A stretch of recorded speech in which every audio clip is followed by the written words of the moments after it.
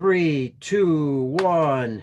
Hey, good morning, good afternoon, or good evening, wherever you're at in the U.S. or around the world. Welcome to Baseball Outside the Box, and I am your host, Pete Caliendo. Thanks for joining us today. Before we get started, don't forget, go to baseballoutsidethebox.com and make sure that you do me a favor, and that is register, subscribe to the show, get the updates on the audio. Welcome, Honolulu, ESPN. Thanks for joining us. And remember, you can go to ESPN Honolulu's website for the show, along with go to Facebook, Peter Caliendo, and also YouTube, Peter Caliendo. Subscribe, helps us a lot. We're in over 100 countries. We have coaches, players, and parents listening. Thank you so much to all our listeners. We really appreciate it. Hey, special announcement. First of all, welcome and congratulations to Ron Maestri, the Lefty Gomez Award, ABCA, University of New Orleans coach, also a ISG board member. So Ron has been all over the world. He goes a lot to Italy, one of the best people in the game of baseball. Congratulations to him on that award. And listen, today's guest, yes, Dave Barnett. He is a good friend, been in coaching a long, long time. He doesn't look like he has, still looks young. But let me tell you, he is in his 35th year. Think about this, 35 years at the same college. But prior to that, he's coached high school. He's been an AD for 15 years. Hey, he was with the Expos. Okay, well, so we're giving away his age a little bit. He's been with the Expos as a manager. He graduated from Flagler. So here we go. We graduated. All of a sudden, he becomes a head coach there. Very successful. And guess what? He's been inducted in ABCA Hall of Fame, the greatest honor that you can have in the game of baseball. And he's also, I should mention, the 8th most active NCAA Division II winning as coach with 982 wins. Hey, let me welcome my good friend and ABCA coming up Hall of Famer, Dave Barnett. What's up, David? Wow, thank you, Pete. I really appreciate you having me on. Hey, I knew this was going to be good, and I'll tell you why, because I've known you a long time. We've done a few things together also. I've been down to St. Augustine where the college is at, the oldest, city in the U.S., been to your house, had a great time. But what I love about what I was looking forward to the show is, and I guess I'll lead with this.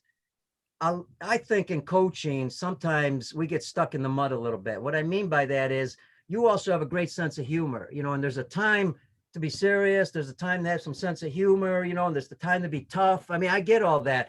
But I think in coaching, I think sometimes our coaches get stuck too much and they forget the humor side because maybe, and tell me if I'm wrong, maybe because, if they're not too serious all the time, players may not take them serious. What's your thoughts on something like that? Yeah, you have to be lighthearted in this game. I mean, there's a lot of criticism that coaches take and players, deal with adversity a lot. You got to keep everybody somewhat loose. You got, once the game starts, you're trying to win, you're serious about it, but you can't beat yourself up in this game, whether you're a coach or a player. So yeah, sometimes you got to lighten up the mood. Awesome. Love it. Hey, and we're going to get into the coaching part. Let's do this first. I think it'd be great to get started. Talk about a career. If I would have gone through your resume, it would have been your 3 hours just on the introduction. Let's go back because a little bit in your childhood, you started, where'd you grow up playing baseball, some background there, and what got you into coaching? Well, it is somewhat interesting, Pete, and it's I'll get to what I want to say about this, but I started playing baseball at 8 years old. I didn't even have a glove or throw a ball until I was 8. And what happened, I came home from school one day, and I guess some of my friends were talking about Little League. So I asked my parents if they'd sign me up for Little League. My father never played baseball. In fact, I never played catch with my dad. Not that he probably didn't want to play catch, but that wasn't his. He wasn't a baseball player. It wasn't that he was an athlete. He played football and ran track in high school. But my mother, it was funny, my mother ended up being a baseball fan. But anyway, so I was, it wasn't a great experience my first year in baseball because I'd never played. So, I played, they stuck me in right field, and the coach said, when you can't step in the bucket when you're swinging. So that was but you talk about coaching. My very next year, I was in that age group where you could go up to majors or stay in the minors.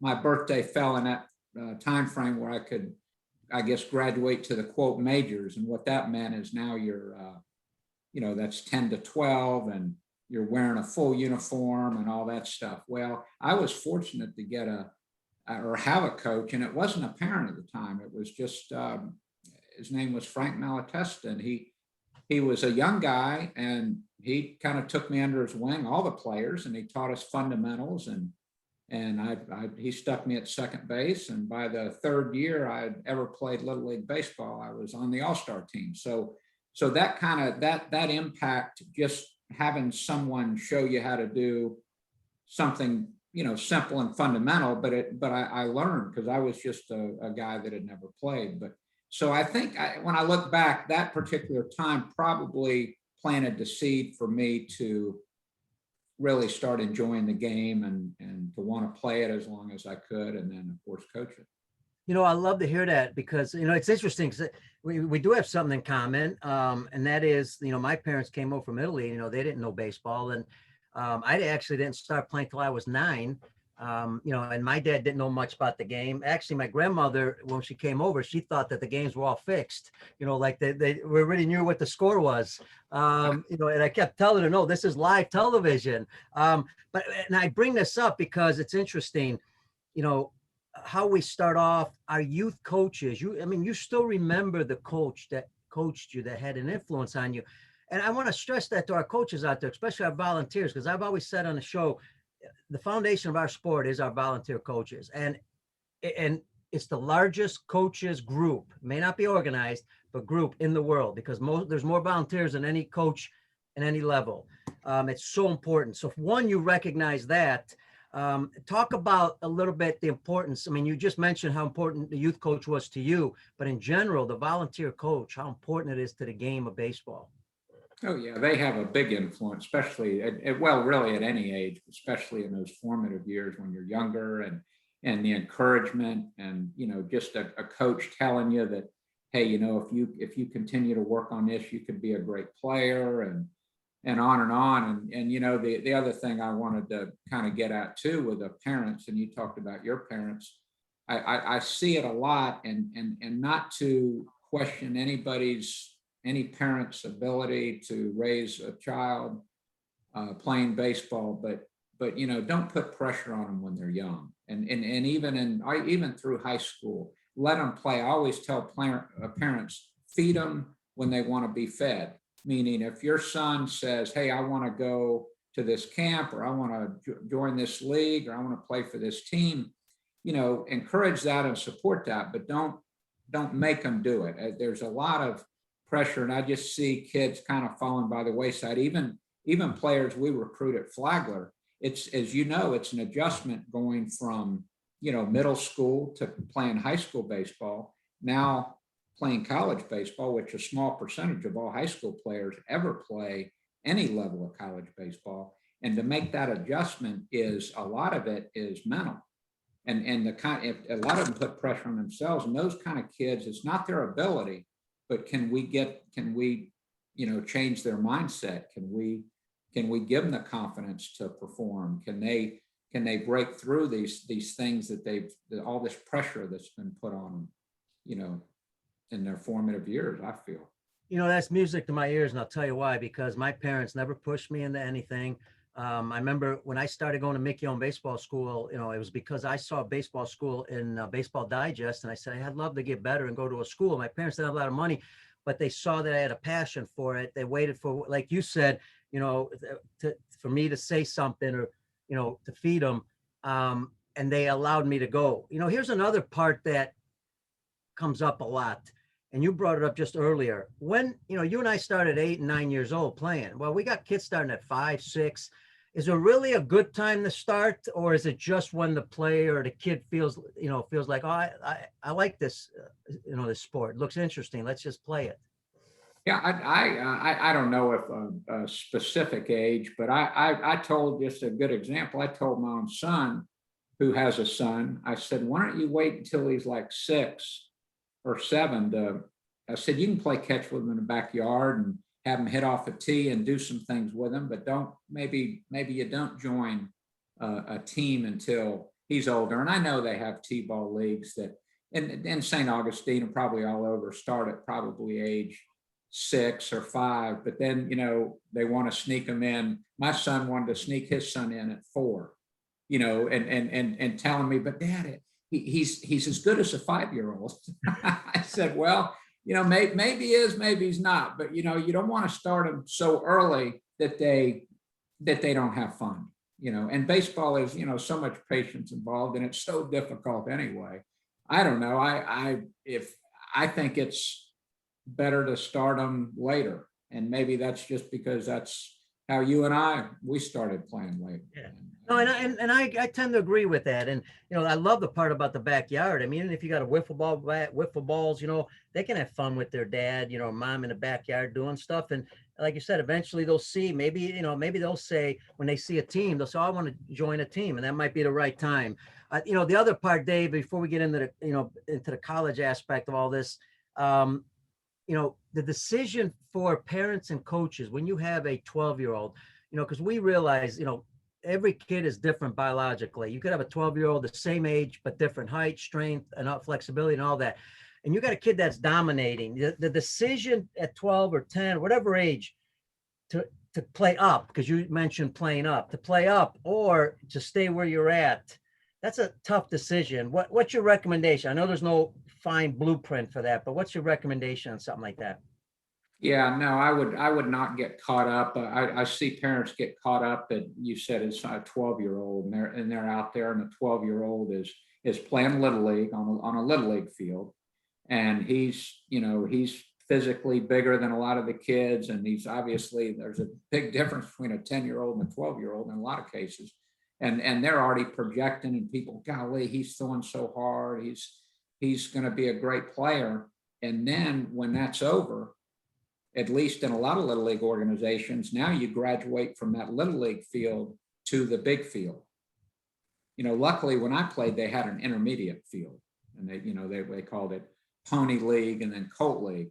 And that difference, but I see a lot of kids that get discouraged from going from age 12 to 13 to the big field. And now they can hardly get the ball to first base from shortstop or third. And they're having to run 90 feet instead of 60 feet on a Little League field. And it's just, and they end up quitting. But it's, again, not to just talk all about the parents. It's just, they need to support, the child's ability to adjust as they move up the levels of baseball, and encourage them and make sure they still are enjoying it, and they'll grow into it. Yeah, and the other thing we talk about on the show, I love to get your advice on, we talk about long-term development, meaning, whether you're a youth coach, it's so important at that level that, you're excited with the kids, you keep them motivated, having fun, the kids are getting better, because you want them to, play long-term. One of the things that worries me a little bit as I watch baseball in the US at the grassroots level, and there's a lot of travel teams, and I get why there's travel teams. There's nothing wrong with travel teams. It's more competitive in a lot of ways. But at the same time, maybe it's just me, but I'm seeing less practicing. And that's what worries me, the fundamentals of the game. I understand playing more games. You got to do it eventually to get the game experience. But I'm also worried about the lack of working on the fundamentals, because that could create it, not only not play well, but create injuries. What's your take on all that? Yeah, you hit it right on the head, Pete. We got to get back to basics where we teach young players and even our college players. That's kind of my little mantra with our coaching staff for this next year. We got to get back to basic stuff. We can't just assume that a player is gripping the bat correctly, and we got to do drills that might seem elementary. They're not elementary. They're things that have to be done. But yeah, that's all the things that you've done your whole life with all your tapes and your books and how you teach. That's basic baseball. That's what these kids that they need to embrace that and work on that. Otherwise, they're gonna eventually have failure, and it's gonna be tough, because it's just we're getting caught up in obviously metrics in baseball now and all the technology and let's see what our exit velocity is off the bat and our launch angle and all these things. And unfortunately that might work at the major league level with the elite players, but I'm dealing with college players that aren't professional. We're dealing with amateur players. Last time I remember is when your objective to hit a baseball is to hit it square and to hit it solid. Okay. If that's a line drive is perfect. Okay. Now maybe you just hit it a little bit below that ball and it does go in the gap or it does go out of the ballpark, but we can't change it. We still have to do fundamental things. We have to hit the ball square. We have to catch the ball the correct way. We have to throw overhand when we can. We have to throw the ball accurate. We have to throw strikes as pitchers. It's not about how hard we can throw. And yes, the radar gun, everybody, all these, and I'm talking probably now about high school type age travel teams, is they're going to these tournaments and they're just everybody's excited because, oh, my son hit 90 as a junior in high school or whatever. And I just saw it last week. I went to an indoor facility and watched a bunch of junior, 2022 and 2023 pitchers pitch. And I came back and told my assistant who handles a lot of the recruiting, I said, there was one guy that actually pitched and threw strikes. Wow. I mean, a couple guys had not good velocity, but they weren't throwing strikes. They couldn't get any pitch over the plate. So those kind of things concern me. And again, it gets back to what you've done your whole life, Pete, is you've dedicated your life to fundamental baseball with your teachings and again, all your tapes and the things that you've really promoted in baseball, which you've done a tremendous job. I think we all need to get back to that, especially at the amateur level.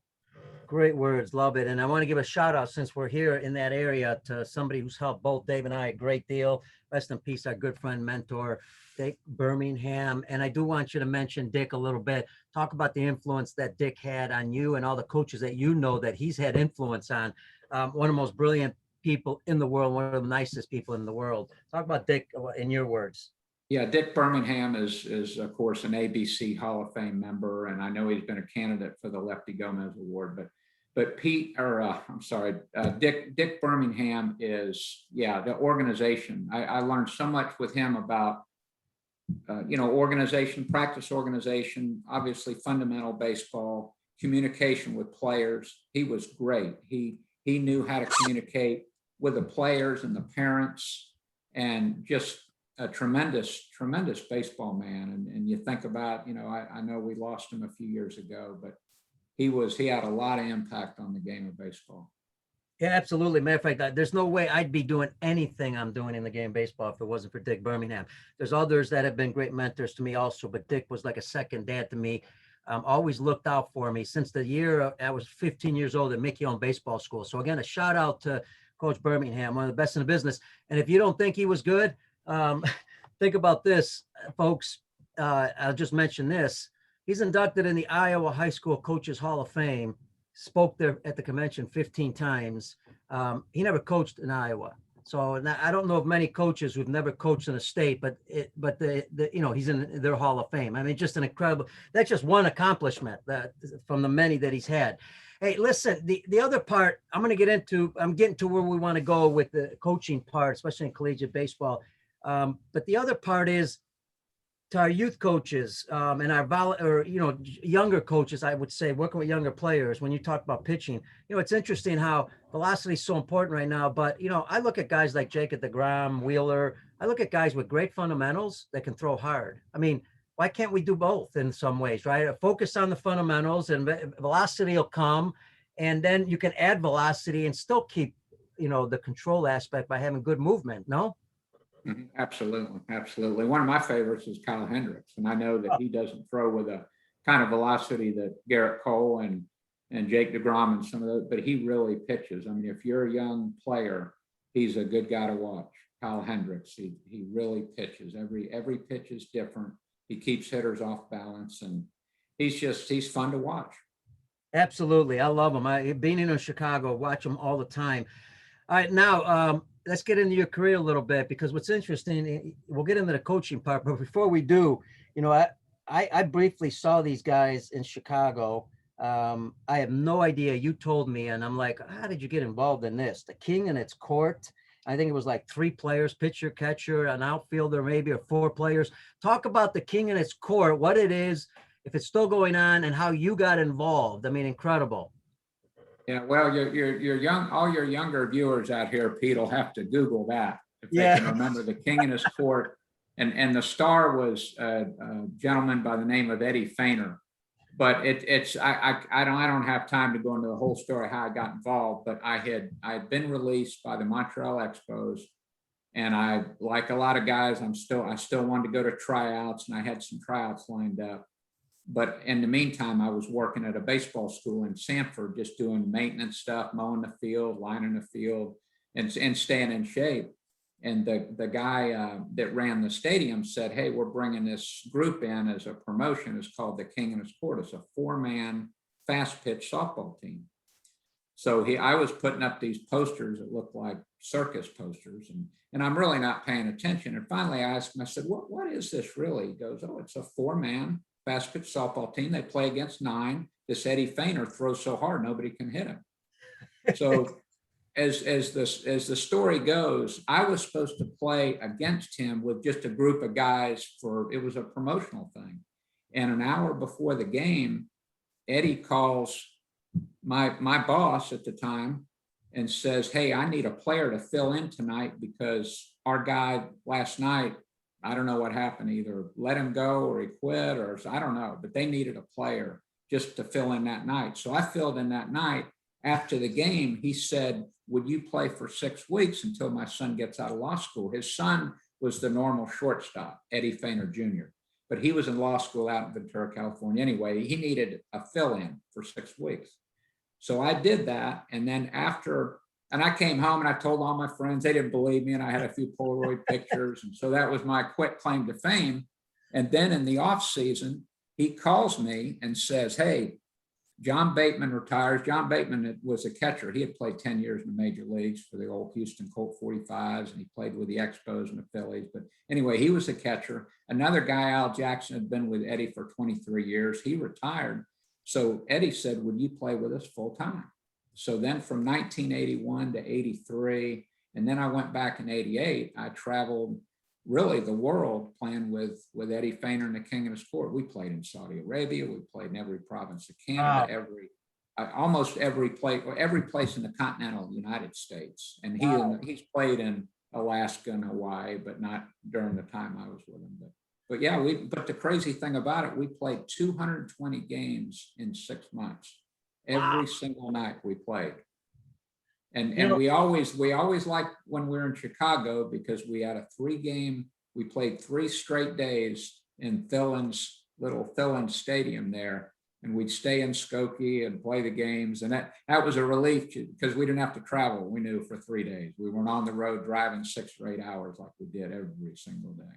Wow, that's awesome. And what a story. I was thinking when you said he asked you that one day, can you fill in? He's probably thinking, I have no idea if you can even feel the ground ball. It doesn't matter because they're probably not going to hit it anyways. I mean, how many ground balls did you get in a game? Yeah. Well, that was funny. That particular night, I think I had 1 ground ball hit to me. He pitched from second base. I caught a ball in the outfield. I performed pretty well because I was in good shape. And of course, the guy we were facing wasn't anything like Eddie Feiner. He just landed in there. So I'm hitting the ball over. So Eddie thought, well, this guy, he can play, I guess. So that's awesome. How it all happened.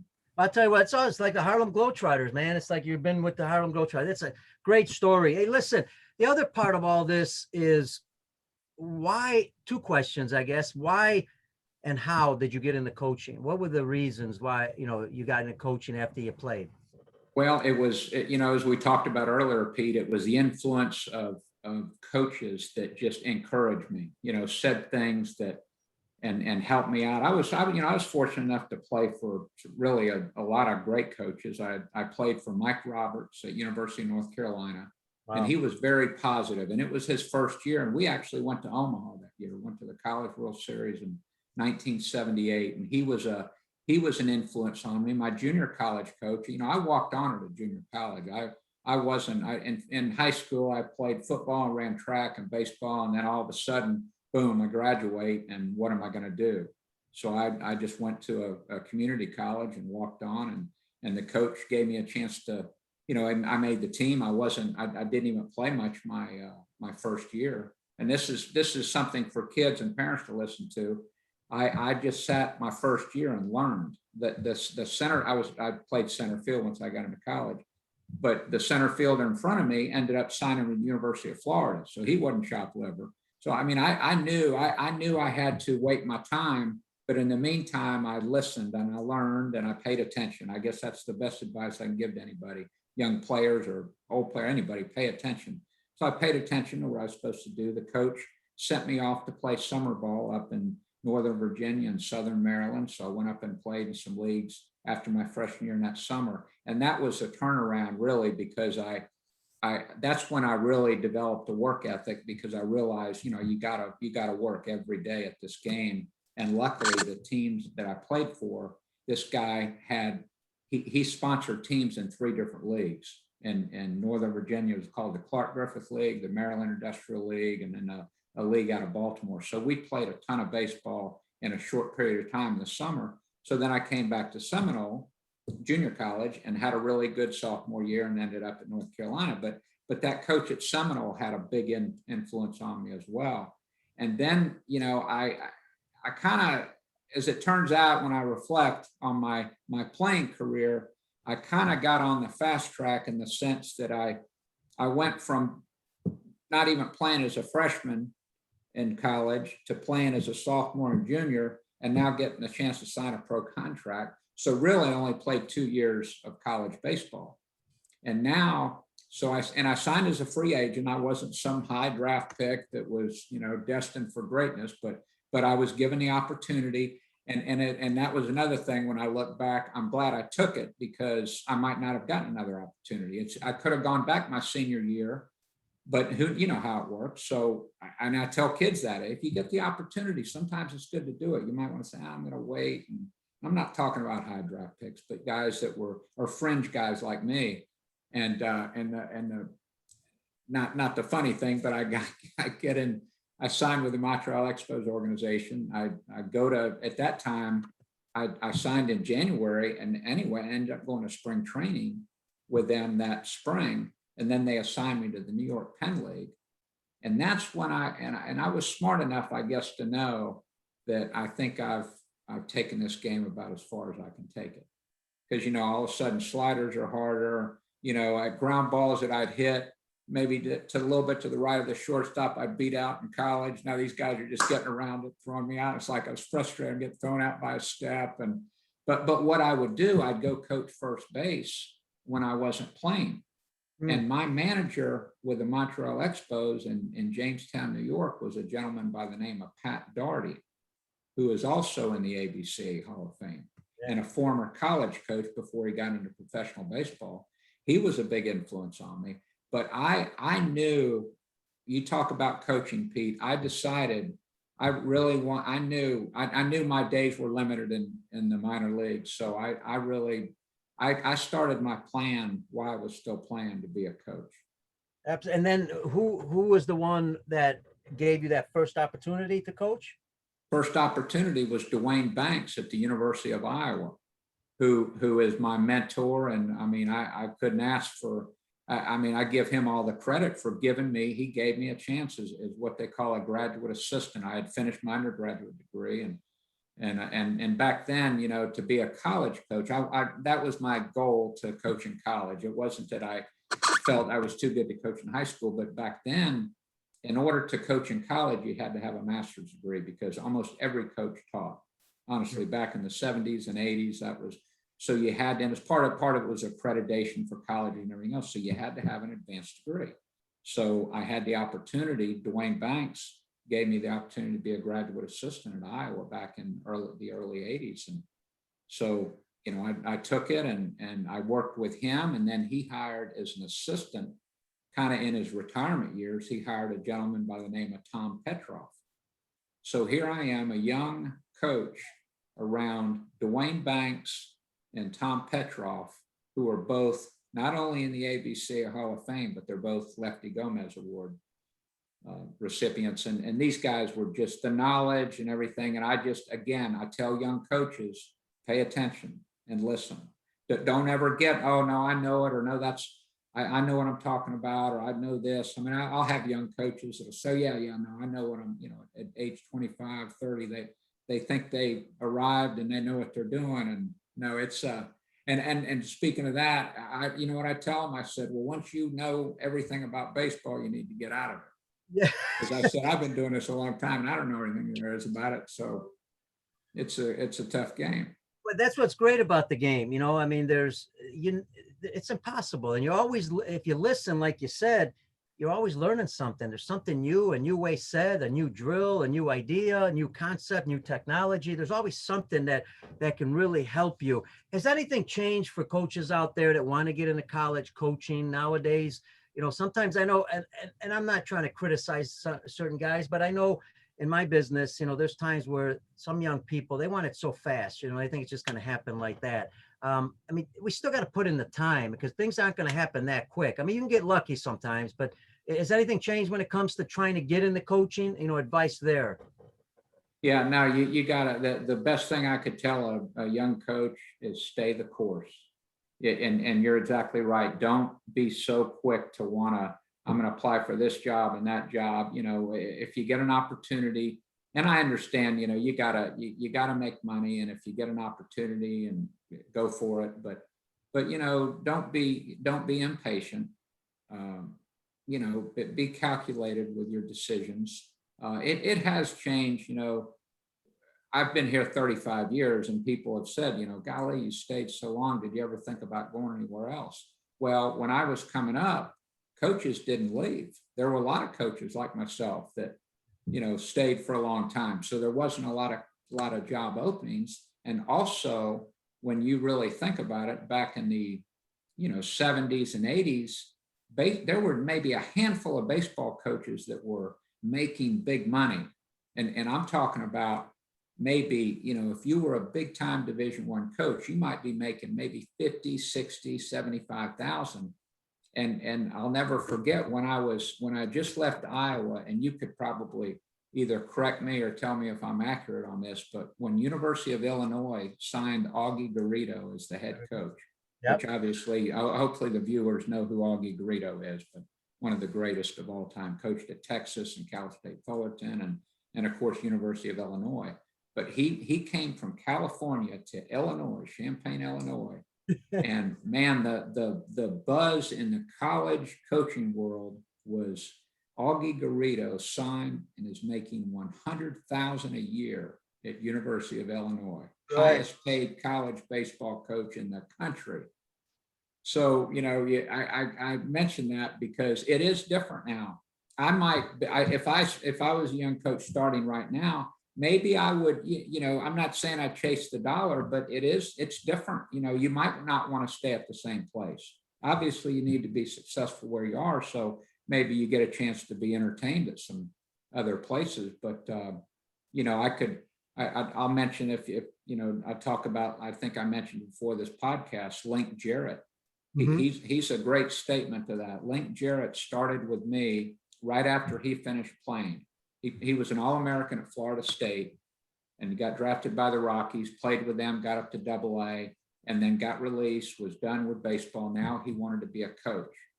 And he almost took a high school coaching job. And I didn't know Link that well at the time. I knew who he was, but somebody mentioned his name to me. So I called him and I said, look, I've got an assistant opening.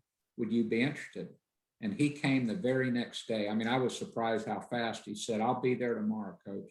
And I interviewed him. And of course, I knew his background, but I loved him. And he was with me for 3 years. And then I remember him saying, and this was a paid assistant job. Okay. He came in my office one day and he says, Coach, he goes, I got an opportunity to be the volunteer assistant at Florida State. And a volunteer, now he's taken a pay cut from Flagler to go to Florida State to be a volunteer. But the whole idea, the whole purpose was, and I told him this, I said, Link, I would do it. He wasn't asking someone, he was going to do it, but he wanted to kind of get my feel on it. And I said, that gets you in that Division I arena. And you might, at least there's more opportunities than stay at the time. We were an NAI school. I mean, you can't stay and be an assistant at an NAI school for a number of years or whatever. And so but he had a great career path because he went there as a volunteer. Then he gets a job at Mercer in Macon, Georgia as an assistant. Then he goes from there to East Carolina. Then he goes from East Carolina to Auburn. These are all assistant jobs, okay? Wow. All assistant jobs. Then he finally, and I don't know what age he was when he got the job at UNC Greensboro, but he finally becomes a head coach at UNC Greensboro, does a tremendous job there in a short period of time. I think he was there for 7 years. And then now he is the head coach of Notre Dame University of Notre Dame. Wow. Yeah. There's a lot to be said about, spending time as an assistant. Like you keep saying, man, listen, pay attention. You're learning so much from all these great coaches that it's going to speed up that process when you do become a head coach. At least, it gives you more experience. Before we get into the next one, I did want to mention a little quick story about Augie Garrido. When he came to Illinois, I was so lucky. I had met Augie somewhere, but, he didn't use so many people, but I was so lucky. I was a young coach. I got a chance to pick him up at the airport. And then, what happened was he was going to speak at the clinic for Gordy Gillespie, and Gordy had said to me, would you go pick up Augie? I volunteered right away. I'm ready. When I went to get him, he had forgotten something. I think it was his sweatsuit. So now we ended up going to the mall because he had to get a sweatsuit to wear at the convention. And one of the, it was tough, man, because I know the Illinois coaches, were criticizing him about, well, you didn't recruit a lot of Illinois guys. Well, at that time, first of all, he had to win, right? So he brought in some California guys, and that's college baseball is about winning, whether people like it or not. Coaches got to win. They're not going to have their jobs. The other part was a lot of the Illinois guys were pretty much gone. You're not going to take the second tier when you're getting a job at a big place like Illinois and you're going to make a big influence. The other thing at that time, what I thought was interesting, Dave, he told me this while we were in the car or had gone get something to eat.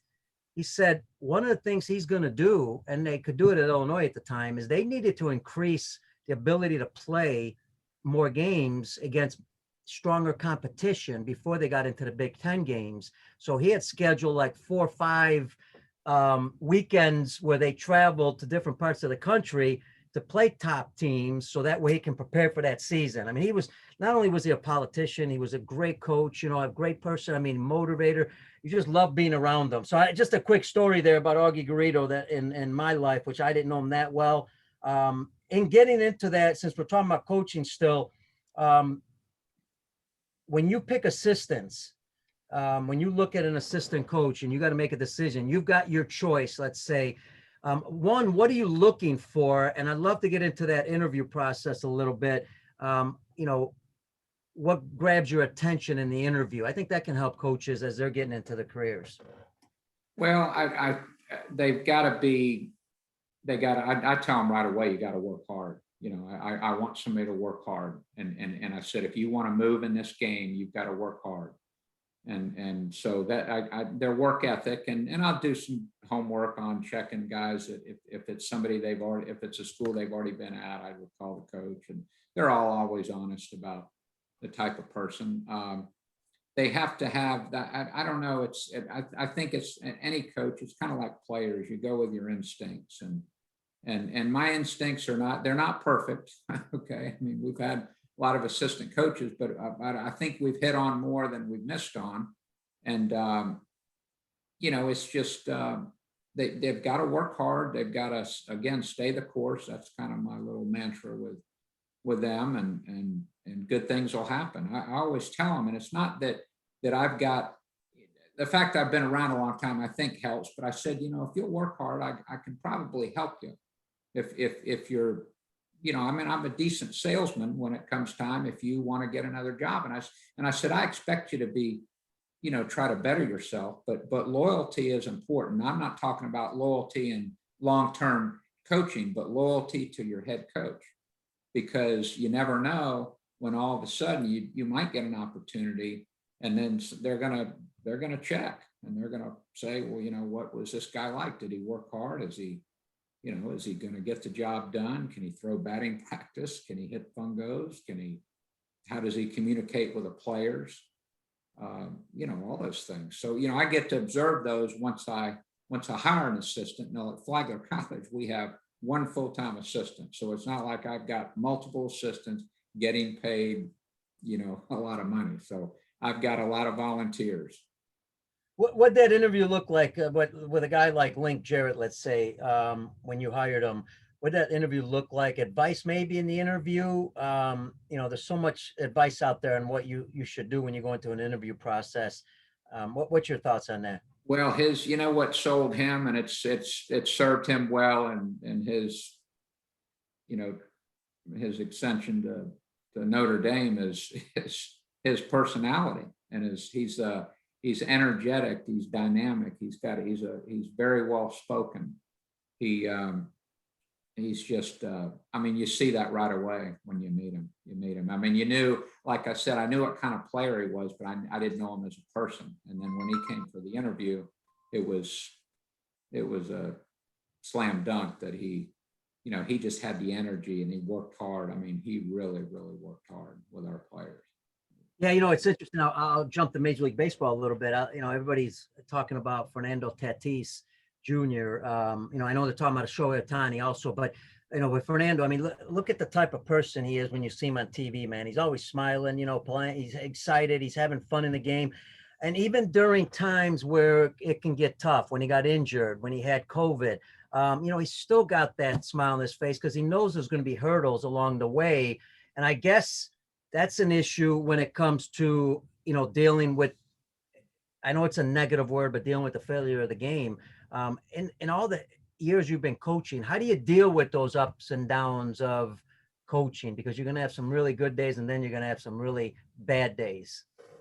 Well, like I tell my players, I mean, baseball teaches the best life lessons of any sport. I mean, because one day everything goes just perfect or great. And then the next day, we just, you either don't perform or, and even coaching too, there's days that I've done a bad job coaching. You want to get better every day. You want to play well every day. You want to teach your players every day, but, just getting them to understand that that's really life. I mean, every day, when you go to work, when baseball's over, you go to work, you're going to have good days at work and bad days. There's going to be days you're going to come home and say, man, I was really productive today. I got everything done I wanted to get done. There's going to be days you come home and say, I'm behind. I wanted to get this done. I had this distraction or this. And, so it's, in baseball, you got to, again, stay the course. I know I've said that, I've repeated myself, but I mean, you gotta have an even keel. You can't be up and down. And I tell our players that we can't, just you go, 6 for 11 and everything's great. And then you go 0 for 14 and then you go, 5 for 5. And, we got to be consistent in our play collectively to be a championship type team. And that's what's another great thing about the game of baseball. It's one of the sports, probably, I think one of the top sports that teaches life skills. I know I needed it because I didn't deal with failure at all very well when I was young. I still don't as well, but at least I'm a little bit better because of baseball and understanding how to deal with that. The other aspect of this is here you are, 35th year in the game.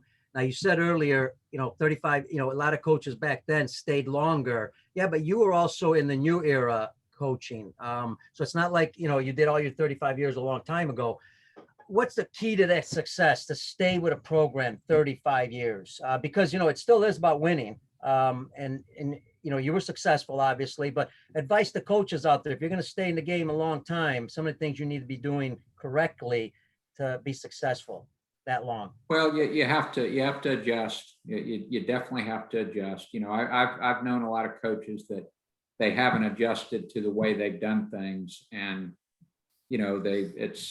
it didn't serve them well, maybe in their later years, or they ended up retiring earlier because they just got frustrated. Why can't we do it like we did? Or why are these kids not reacting to the way we're coaching, 20 years ago or whatever? So, and I don't want to say the kids are different. Society's different.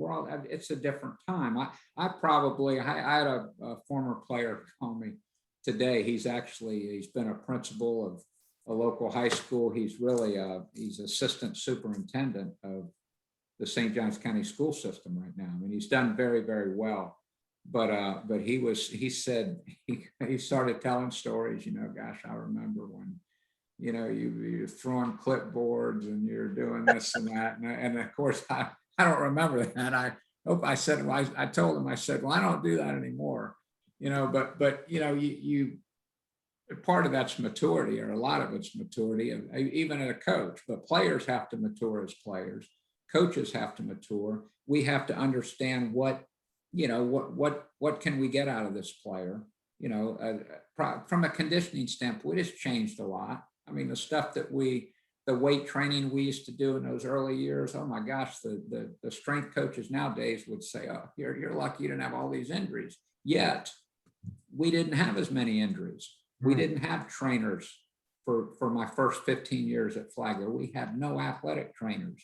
If a kid really got hurt, I'd say, okay, well, you need to, we'll get you to an orthopedic doctor, or we'll, get somebody to see you. But that's, just adjusting to all that. I think that from a player standpoint, we talk a lot to our players about accountability, because in other words, if you're hurt, I don't want you to get hurt. I want you to be ready to play. I want you to be in the top condition. We do now have strength coaches at Flagler. We have athletic trainers, so they have all the resources that they need. But guys still get hurt, and for whatever reason. Sometimes it's just unfortunate. Sometimes it's maybe they haven't worked hard enough in the weight room with the strength coach, or and those are things that I said, hey, it's next man up. It's not that I don't care. I feel bad, but the game's not going to stop.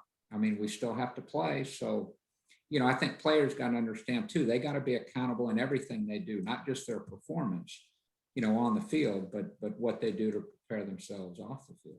I think that's interesting. And I'll tell you why, because, again, something we talk about a lot on the show, and that is accountability. And I think that starts at the younger levels. A lot of times we don't allow kids to play the game. Here in the big leagues, right? Let the kids play. I'm not talking about the bat flips and all that stuff. That's just a new era of the game. And okay, that might change with time, and that's fine. I don't have a problem with that. What I'm thinking of is that 12-year-old, that 11-year-old, the ball's hit in front of them. We talk about the same thing all the time. Ball's hit in front of them. Why can't they make the decision to go to the next base or not? Why does a coach always have to tell them what to do, or what pitch to throw, or pick off a guy? In other words, let them play the game. There's some failure, learn from it, have some accountability, even at a very young age. That's fun. I remember when I was a kid, I'm sure you liked it too. You wanted to play the game. You don't want to be told every time what to do, constantly. Thoughts on that? Yeah. You got to be a student of the game. And I tell my players that all the time. And I don't think that I'm not saying our Flagler players, but players in general really watch baseball like you and I maybe did. Mm-hmm. You can learn a lot watching the game. Watch what they're doing. We shouldn't be telling them that, you need to look for this or that. Those are instinctive things that bothers me a little bit with some players, not all players. You get some players that have just unbelievable instincts, and those can't be taught, as you know.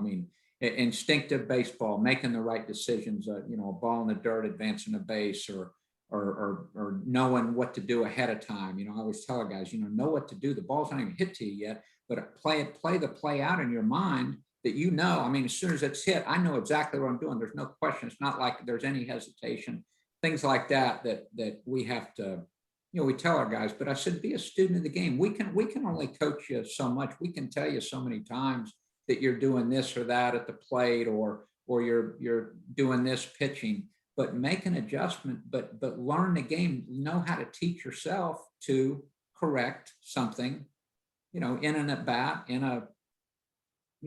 while you're pitching, whatever you're doing.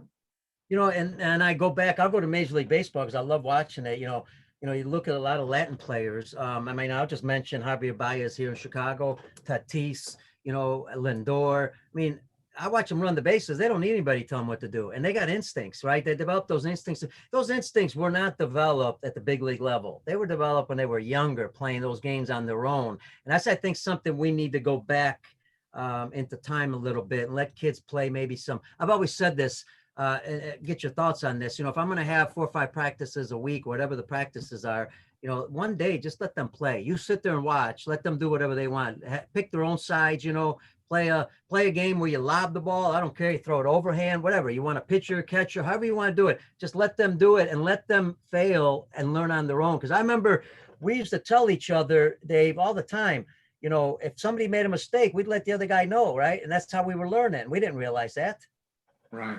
Yeah. No, you're exactly right. Yeah. That's just instinctive baseball and being a student of the game and studying the game and, having, paying attention and that's what separates, in all honesty, the players that end up having really, really good careers, maybe even beyond college, and the guys that just, they play and they go home after the game and nothing bothers them. They're not thinking about it. I think the true ball player thinks about, things they mistakes they made or the good things they did. It's not always the negative stuff, but the things that they did good and they play it out in their mind and they use their brain.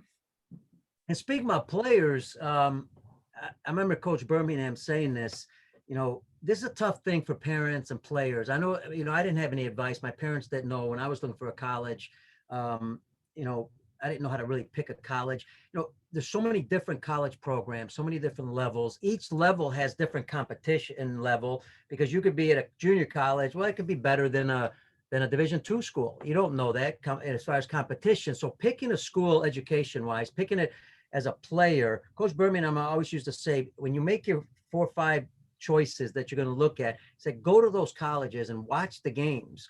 Sit in the front row, wherever you're at, and ask yourself, can you play there? So where I'm leading to is this couple questions in this one. Advice for players and parents when they're picking a college, because then I'm going to lead into Flagler College on what you look for as far as players.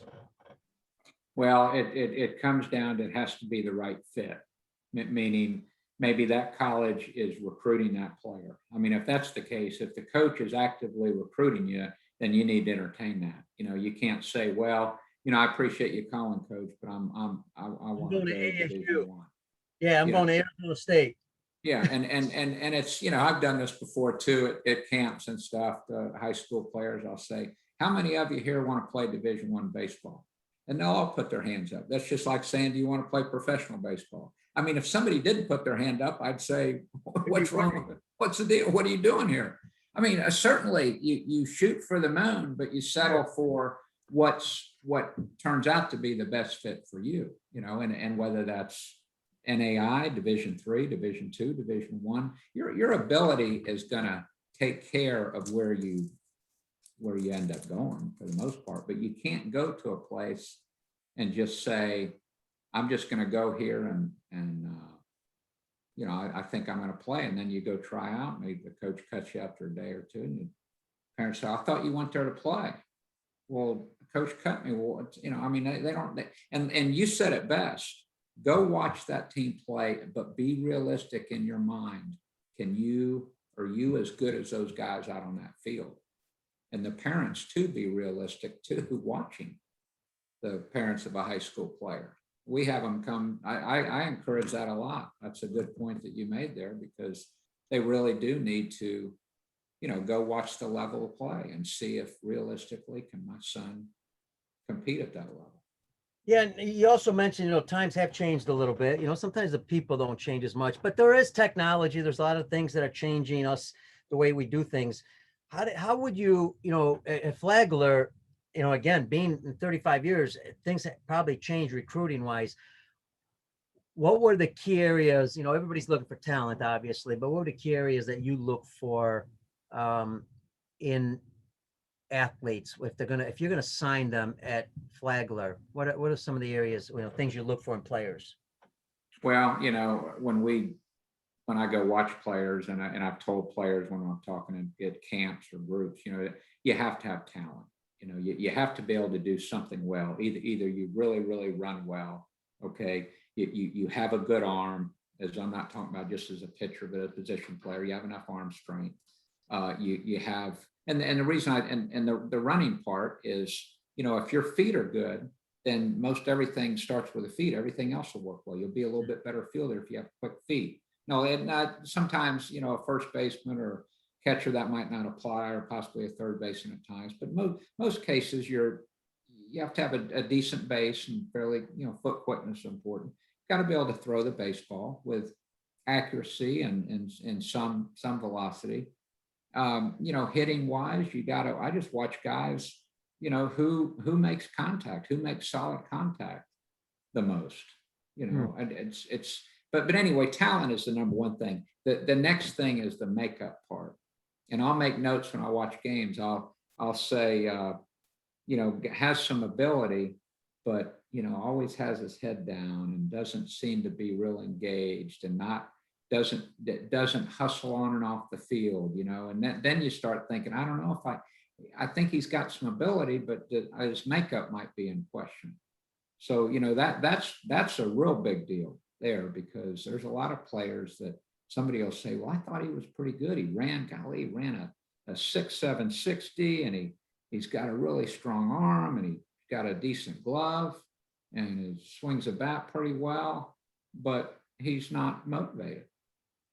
He's just not motivated to play.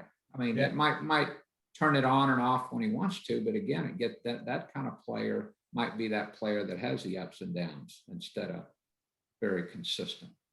Is there more than one thing, or is there really one thing when you go look at a player, even, you've been told, hey, this guy, you got to go look at, but at that particular time, there's something that might turn you off on a player right away?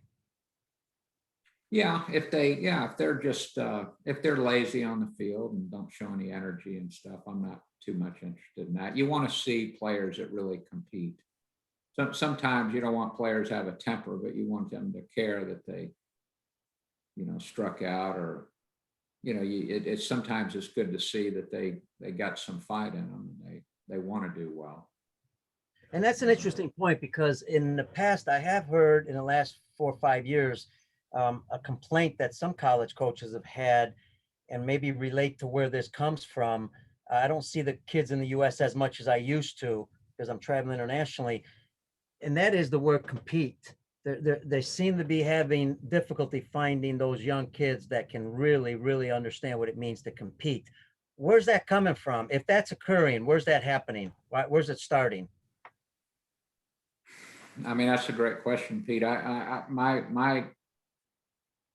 My take on it is there's so much, these kids have so much going on, with social media and stuff, that the focus is not as good as it should be. And that's not all players by any means, but Right. But I talked to our guys a lot about that. I said, guys, all I ask for is, and we don't let them. You can't have your cell phone out on a bench. I mean, you can't bring it into the ball field. You leave it in the locker room or whatever. Now that changed a little bit last year, because with this COVID stuff, and they had to show this icon, and that's another story.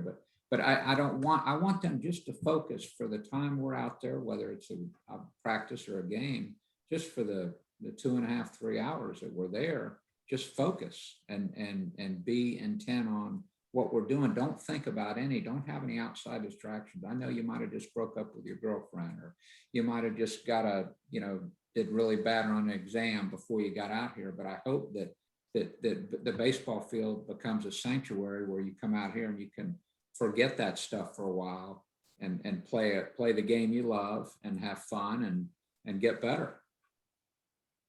Dave, one of the toughest things I would think, and in college baseball, professional baseball, I know it was true in independent baseball, sooner or later, you're going to have to release somebody. Maybe you've got a number of players and then you got to make a cut. I'm sure you've had to do that somewhere along your career. Two things. One, when you're making that cut, if you're coming down to 2 players that are pretty talented equally and maybe at the same position, what's going to make that decision for you on which player you're going to pick? Well, you just got to make it, whether it's right or wrong. It's tough when I always tell my assistants, I really hope that it takes care of itself. In other words, you're hoping a player sees that he's struggling and comes in the office, says, Coach, I think I'm going to hang it up. I mean, that makes, and that happens more often than not. I have more players that will eventually make the decision to retire or quit or for whatever reason. And I always tell them, I tell them too as a coach, even because I know players feel bad and they're kind of like, especially if they want to quit. I'll say, well, as long as you've thought it through, then I respect that decision. In other words, it's fine. I mean, eventually the game quits us all eventually, but you gotta, coaching's difficult because, and coaches understand this when I say this, and I've told players, sometimes the window of opportunity is open a lot bigger for some guys than others. And that when it's just barely open and you get that chance, you got to make the most of it. And it's unfair, but life's unfair that way. That could happen in a job interview. You think, well, I knocked it out, and then they hired that guy. How did he get it? Well, for whatever reason, he got the chance, and he got a, whether he performs or not. Some guys get chances. Some guys that window's wide open, and then other guys it's just cracked a little. But when it's cracked a little, when you get a chance, you better make the most of it. And that's the way it is. Yeah, and the longer we're in the game, we're lucky to be in the game this long, the more we're going to see that it's going to happen. That's, like you said, it's part of life. The other aspect of this is you mentioned, life has changed in some ways. Technology's come into the game. What are some of the changes you've had to make as a head coach in the last 4 or 5 years, maybe to adjust to the players or to adjust to coaching a little differently? Well, I no more clipboard throwing. No more throwing clipboards, right? No more throwing those clipboards. No, it's probably deprogramming, and I just say that because I have to tell them, look, guys, I don't, that all this stuff you're doing with the bat, all this waving and stuff, that's fine if the results are there. If they're not, then we maybe need to slow the hands down a little bit here and simplify things. And I say deprogram them because I've had kids will say, well, but that's the way I get my power or whatever. And you have to, kind of work them through it. And they talk about other players, and they don't argue with me about teaching methods or anything, but I find myself using, different psychology to get them to do it the way we want it done, or where they're going to be successful and consistent. And again, it comes down to, I said, if you're performing fine, I said, you can stand on one leg and hit. If you can do it, but you gotta do it. If you're not doing it, it's time to listen. And I've had some guys, they'll finally crawl back and say, Coach, can you help me a little, I'll say, okay. So I don't know, you got to adjust to that. And sometimes a little failure is good for everybody, simply because, like you said, now they're going to come back and talk to you a little bit about it. Sometimes they need that failure to understand that maybe what they're actually doing is not working. So maybe I need to make an adjustment. Now, speaking about adjustments, you got technology also, right? A lot of these young kids are coming from youth levels and a lot of high school programs that have some technology out there, whether it's hitting or pitching or anything else. How have you adjusted with the technology part? Well, you're talking to a guy that probably hadn't adjusted great with me. And I say that not in a bad way. I don't understand it. Maybe I should take the time to sit in some seminars and understand the, launch angle and bat angle. And then I was joking with my assistant yesterday, and I can't even remember all these different phrases, but somebody sent me all these measurements with numbers. And it was like hip action with bat angle. And I have to laugh at it because it really is just information. And I do worry a little bit about some of the players and coaches just spending time on giving kids information. Hey, we had this whole month, we've got now your average exit velocity on your bat has been 87.5. We've got all these readings from Rapsodo or whatever these machines are. And your launch angle, you're getting close at 30 degrees, but you're like 29 and a half.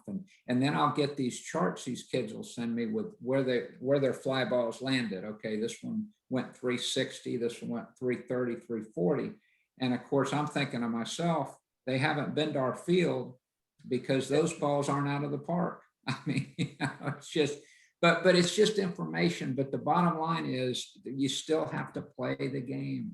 You Yeah. still have to hit the ball. You still have to catch the ball and throw the ball. You know, it's just, I hope that we're not getting, I hope that we're not trying to make baseball a science. And I feel that some of the young, not coaches, but the young people involved at the professional level that have come in, the general managers, and this is just my opinion, they're hiring these tech type people that maybe, I don't know if they play baseball really, but you know, it's getting a little complicated. And I think at the major league level, I would hope they're starting to realize that a little bit, because it hasn't been great. I mean, there's been more walks in the major leagues. Pitchers are walking more people.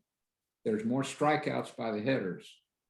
And you know, that's, if that's what the fans want, I don't know. Maybe that is what the fans want, but I'm not a fan of that. And it's been tough for me to watch. Yeah, no, and I'm with you, because I think there's a lot of people saying, hey, we need to change the game, how we coach it, not change it always according to rules, you know, because I think some of the rules you implement changes the coaching aspect. You know, if you're going to bring in, and I don't want to, this is a whole story, this is a whole show in itself, but if you can bring in the electronic strike zone, which I was in favor of, because I don't want to see, I'm tired of seeing the arguing part, but then I'm thinking, well, now we don't have to teach catchers how to frame. We don't have to teach catchers, you know, umpire relationship. There's no coaching going on, really. You don't even need a catcher, basically. So that's my concern. So I'm with you on that. But on the flip side, I also said, you know, I understand today's young kids, they like the technology. You might as well implement a little of it. You know, they can use it on their own too, since they enjoy it. But at the same time, great point. You know, I haven't seen more 300 hitters in the big leagues. I haven't seen more guys hitting home runs. So the game isn't getting that much better because of technology. I just think sometimes you can use it maybe as a reference, but you also can make, you know, spend way too much time on it and forget about what we talked about earlier, Dave, and that is working on the fundamentals. The game's the game. It's been around a long time, you know, the way it's been played. If you can really focus on practicing well, I mean, look at the Japanese.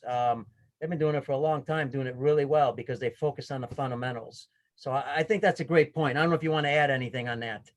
Yeah, no. I mean, that's it, Pete. We all just gotta, you know, use it to our advantage. And again, I'm not against technology by any means. It's just, but it just needs to be a resource that there's where it'll help each player. Certain things we can't get too caught up in it. Hey, let's get close to finishing here, because I appreciate your time. We've gone way over the time, but you know, you and I haven't seen each other in over a year and a half.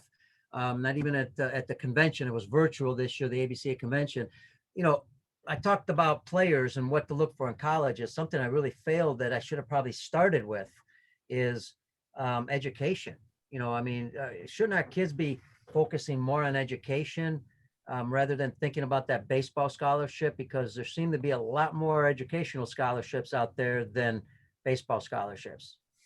Yes, absolutely. Great point, Pete. And you know, you expect that's another thing you said, what I look for. Well, I look for a student first, because I might see a player that, wow, I want that guy. And then, oh gosh, he's got bad grades. I can't get him in school. So no, you've got to make the grades, and that's an advantage to the student athlete, advantage to the parents, because most schools have academic money.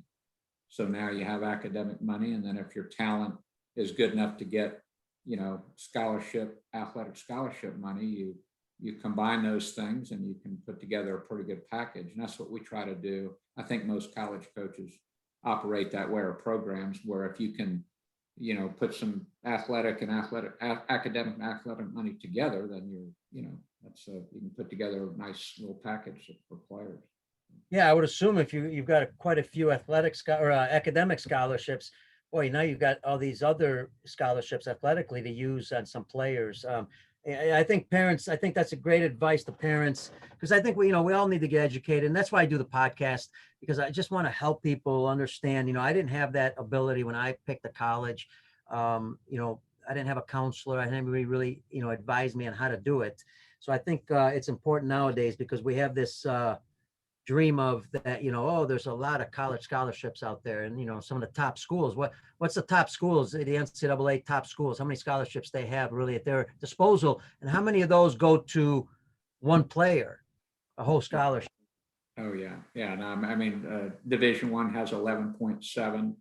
Division II, which is what we are, NCAA Division II, we have 9, but we don't have 9 at Flagler. We have 7. This is the maximum the NCAA allows. Every institution is different, so it's not that every Division I school in the country has 11.7 scholarships. Just like you said, you're probably just more of the top tier. All right, Dave, let's close it off with this. It was a question that while you were talking earlier I had, and I failed to throw it in the right section. When you talk about coaching a game, after a ball game, you're done with the game. What's it look like with your coaches after a ball game? Do you guys, review things? How does that conversation look like? It's always tough, especially when you lose, to be able to talk about what you did wrong, not just as players, but more importantly, possibly even as coaches. Maybe decisions that need to be relooked at, and how you make certain decisions. How does that conversation look? Yeah, we always have our conversation with the team afterwards, and I'll go over different things, and I try to not just, even in a loss, not talk just about negative things, but we'll bring up things that we didn't do well, but I always hit on things that we did do well. As far as the coaching staff, I don't communicate. We talk briefly, it all depends, everybody is, once the game's over, it depends if it's been a doubleheader and you've been out there for, 8 hours or whatever, but you don't want to rehash too much. We probably spend more time with our particular staff talking the next day about things that, transpired in the game the night before, the day before, that, and decisions that we made, or, who are we going to pitch here, who are we going to play there, and different things. Usually not so much after the game as the next day. All right, close it off for us. For our coaches out there, advice in the coaching, anything else that you want to mention if you're getting into coaching, or if you're in coaching, how to make yourself better, how you, in all these years you've been doing it, how you continue to educate yourself that can help other coaches. Well, I'll use Bill Belichick, the great New England Patriot coach. I've said it on this podcast a few times, but pay attention. That's rule number 1. He has 4 rules. Pay attention. And then number 2 is work hard. This is all, I didn't make these up. This is Bill Belichick. Number 3 is it's all about do your job. He's said that all the time. Do your job. Okay. And then number 4 is team first. It's all about the team. So, you think about those 4 things can apply to a player. They can apply to a coach, but, pay attention, work hard, do your job, and put the team first. And then you got a chance to be pretty successful. Boy, you can't get better advice than that from a great coach, Bill Belichick. And see, there we go. We could learn from all sports, all coaches. I think that's awesome. Dave, man, this has been fantastic. Can't thank you enough for joining the show. Well, thank you for having me, Pete. Really enjoyed being with you. All right, folks, there he is. ABCA 2022 Hall of Fame coach, Dave Barnett, Flagler College. Special thanks to Dave for joining us. Also, special thanks to Brian Crocker, our producer with the Lineup Media Group. Special thanks to everybody in the U.S. and around the world. Keep spreading the show. It really helps us out. We really appreciate it. Don't forget, go to all the social media, all the websites, and subscribe. That helps get the show out. Really appreciate it, man. Everybody, listen, always close off with this. Stay safe, stay healthy. God bless you, and we'll see you all on the next show.